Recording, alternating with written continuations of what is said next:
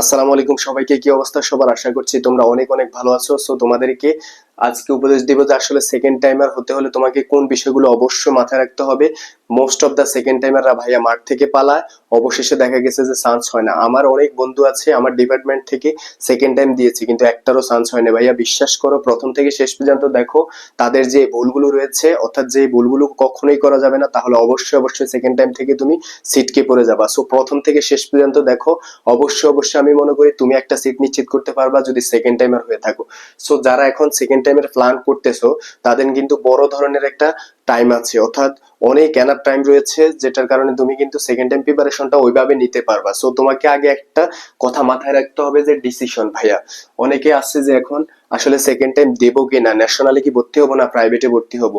So আমি তোমাকে বলবো যে আগে যেখানে ভর্তি হও না কেন, তুমি আগে ফিক্সড করো তুমি কি সেকেন্ড টাইম দিবা। তোমার কি একটা সিট অবশ্যই অবশ্যই পাবলিক ইউনিভার্সিটিতে দরকার আছে। সো দরকার থাকলে এই ভিডিওটি তুমি শেষ পর্যন্ত দেখো। সেকেন্ড টাইম পরীক্ষা দেওয়ার ক্ষেত্রে যেই সব ভুল কখনোই করা যাবে না, ওগুলো অবশ্যই তোমাকে মেনটেন করতে হবে। অর্থাৎ তুমি যদি বলো যে ভাই ইয়েস হ্যাঁ সেকেন্ড টাইম দিব, অর্থাৎ তুমি আগে ফিক্সড করো যে সেকেন্ড টাইমের মেন্টালিটি আছে কিনা। তোমার যদি অবশ্যই সেকেন্ড টাইমের মেন্টালিটি থাকে, তাহলে দেখো কম চান্স পায়। হ্যাঁ ভাইয়া, ভিডিও থেকে ছেড়ে চলে যাও না, সেকেন্ড টাইম চান্স খুবই কম পায় ভাইয়া।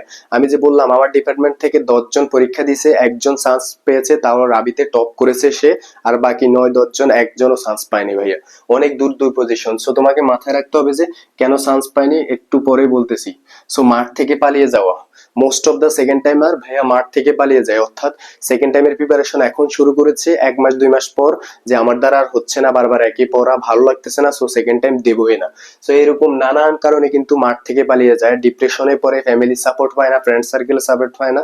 সো তোমাকে অবশ্যই মাথায় রাখতে হবে যে মাঠ থেকে কখনোই পালানো যাবে না। সো এটাকে মাথায় রেখে তোমাকে আগাতে হবে, মাঠ থেকে পালানো যাবে না। শেষ পর্যন্ত যুদ্ধ করলে সেকেন্ড টাইমাররা বিভিন্ন জায়গায় কিন্তু টপ করে ভাইয়া, মাথায় রাখতে হবে তোমাকে। সো পরবর্তীতে দেখো ডিপ্রেশন। সেকেন্ড টাইমারদের মোস্ট অফ দা ক্ষেত্রে ডিপ্রেশনে ভুগতে হয় ভাইয়া। প্রথম সময় যখন চান্স না পায়, ফ্যামিলি সাপোর্ট পায় না, এই যে ফ্যামিলি সাপোর্ট পায় না, ফ্রেন্ডস সাপোর্ট পায় না, এভরিওয়ান, অর্থাৎ কেউই তাদের সাপোর্ট দেয় না। নিজের সাথে নিজের যুদ্ধ, এটা মাথায় রাখতে হবে তোমাকে। সো ডিপ্রেশনকে অবশ্যই তুমি কিন্তু দূরে সরিয়ে দিয়ে সেকেন্ড টাইম প্রিপারেশনটা শুরু করতে হবে। অনেক কথা বলবে মানুষ, প্রথম সময় চান্স পাও নাই তো, সো এখানে চান্স পাবা না। সো তোমাকে মাথায় রাখতে হবে এগুলো সবকিছু বাদ তোমার নিজের জন্য যুদ্ধ করতে হবে এখন। ভর্তি হতে হবে, হ্যাঁ অবশ্যই ভর্তি হতে হবে। কোচিং বা কোনো ভ্যাসে ভর্তি হতে হবে। তুমি ফার্স্ট টাইম যদি কোচিং করে থাকো, অর্থাৎ কোচিং যদি তোমাকে ভালো সার্ভিস দেওয়ার পরও যদি তুমি চান্স না হয়, তাহলে ওই কোচিং এ অন্তত সুলভ মূল্যে তুমি কিন্তু মোটামুটি লেভেলের টিচারদের যদি পরিচয় থাকে, তাহলে অবশ্যই কম মূল্যে কিন্তু ভর্তি হতে পারবা, বা সেকেন্ড টাইম ব্যাচে ভর্তি হতে পারবা ওদের। সো ব্যাচে ভর্তি হলে মোটামুটি 2-3 হাজার টাকা বা 1-1.5 হাজার টাকার মধ্যে কিন্তু ভর্তি হওয়া যায়, যদি ওইরকম কানেক্টেড থাকা যায়। সো তুমি ব্যাচে ভর্তি হও বা কোচিং এ ভর্তি হও, তোমার কিন্তু একটা ফ্লুয়েন্সি থাকবে, পড়ার প্রতি যে আগ্রহ, বা আমি যে একটা জায়গায় ভর্তি আছি, সো আমি এক্সাম দেবো বারবার, এরপর হচ্ছে পড়াশোনা প্রতিদিন প্রতিদিন করতে হবে। সো এটা মাথায় রেখে কিন্তু তোমাকে কোনো একটা ব্যাচে অবশ্যই ভর্তি হতে হবে, এবং রেগুলারিটি মেনটেন করতে হবে। তোমাকে ভুলে যেতে হবে যে ফার্স্ট টাইমে চান্স পাওনি, সো এটা ভুলে গিয়ে আগাতে হবে। তুমি যদি বারবার মনে করো যে আমি ফার্স্ট টাইমে চান্স পাইনি, সো এবারও পাবো না, সো তাহলে কিন্তু এবারও তুমি দিন শেষে কিন্তু সফল হতে পারবে না। 5 নম্বর হচ্ছে প্ল্যান ভাইয়া।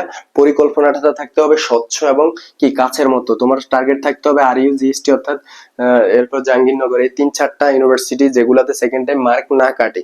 সো ওগুলাতে কিন্তু তোমার টার্গেট থাকতে হবে যে আমি 100-এর মধ্যে ঢুকবো, তাহলে কিন্তু তোমার ভালো একটা পজিশনে চান্স হবে। এরকম ডেডিকেশন যাদের ছিল, তারা মোস্ট অফ দা ক্ষেত্রে দেখা গেছে চান্স পেয়ে গেছে। অনেকের ডেডিকেশন থাকে, পড়াশোনা ঠিক মতো করে না। সো এটা কিন্তু তোমায় মাথায় রাখতে হবে।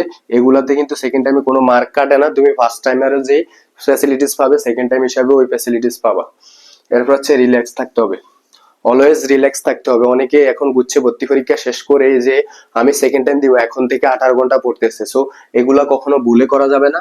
তোমার কি থাকতে হবে, অ্যাভারেজ থাকতে হবে, ডেডিকেশন। তোমার আসলে ডেডিকেশন থাকতে হবে অ্যাভারেজ। এখন 18 ঘন্টা পরে দিন শেষে দেখা গেছে 1 মাস পরে আর তোমার কি এফিসিটা ওইটা ধরে রাখতে পারবে না। সো মাথায় রাখতে হবে এখন আস্তে আস্তে পড়া শুরু করো। যখন এখনো কিন্তু 25 ব্যাচ কিন্তু কোনো ধরনের পরীক্ষা শেষ করেনি, এসএসসি পরীক্ষার পর ওরা অ্যাডমিশন প্রিপারেশন শুরু করবে, তখন ডেডিকেশনটা থাকবে তোমার অন্য লেভেলে। এখন মোটামুটি অ্যাভারেজ পড়ে যাও, আমি মনে করবো 3-4 ঘন্টা বা 5-7 ঘন্টা করে পড়ে যাও। তোমার ভুলগুলো বের করো এবং তোমার ফার্স্ট টাইমে চান্স হয়নি কেন ওগুলা আসলে সলভ করো প্রবলেম গুলা। সো এভারেজ ডেডিকেশন নিয়ে আগাও। মিস্টেক ভাইয়া, মিস্টেক করে কি ভাইয়া, ভার্সিটি অর অ্যাডমিশন। আমার মোস্ট অফ দা শিক্ষার্থী মানে কেন চান্স পায় না ভাইয়া, কারণ তারা ডিপার্টমেন্টেও সময় দিছে, অ্যাডমিশনের সময় দিছে, ভার্সিটিতে কখনোই সময় দেওয়া যাবে না। তোমার যদি মোটামুটি নর্মাল সাবজেক্ট থাকে, তুমি সেকেন্ড টাইম প্রিপারেশন নিতে চাচ্ছ ভালো সাবজেক্টের জন্য, ভার্সিটিকে তোমার ভুলে যেতে হবে, মোটামুটি ভর্তি হয়ে থাকবা, যাতে পরবর্তীতে যদি আল্লাহ না করুক কোথাও চান্স না হয়, তাহলে অবশ্যই ভার্সিটির সিট তোমার জন্য থাকবে। সো তোমার অ্যাডমিশনের প্রতি পুরোপুরি ফোকাস করো। এখন কিন্তু ভার্সিটির যে রং মাখানো জীবন, ওইটা তোমার আসলেই কি ব্লু লাইফ তোমার আসলে জীবনের সাথে অ্যাডজাস্ট করা যাবে না, এটা থেকে সম্পূর্ণ দূরে থাকতে হবে। ফ্রেন্ড সার্কেল বানানোই যাবে না ভার্সিটিতে এসে। সো তোমার মোটামুটি অ্যাডমিশনের দিকে এখন ফোকাস থাকা অনেক অনেক জরুরি, নয় কিন্তু তোমার চান্স হবে না, আমি কথা দিলাম কিন্তু। পরবর্তীতে হচ্ছে 8 নম্বর, গাইডলাইন। প্রথম সময় যার কাছে পড়ছো তুমি, মেন্টরস, ওর কাছে যদি তুমি পড়ে থাকো তাহলে চান্স পাওনি, তাহলে ওর সমস্যা আছে বা পড়ানোর সমস্যা আছে, অন্য যদি তোমার সমস্যা থাকে, তাহলে তোমার অবশ্যই মেন্টর সিলেক্টরের ক্ষেত্রে একটু কনসিয়াস হতে হবে। কার কাছে পড়লে দেখা গেছে ভালো একটা আউটপুট পাবা, শেষ পর্যন্ত ডেডিকেশন ধরে রাখতে পারবা, অবশ্যই অবশ্যই মাথায় রাখতে হবে। সো গাইডলাইনটা বেশি ইম্পর্টেন্ট। এরপর হচ্ছে রুটিন।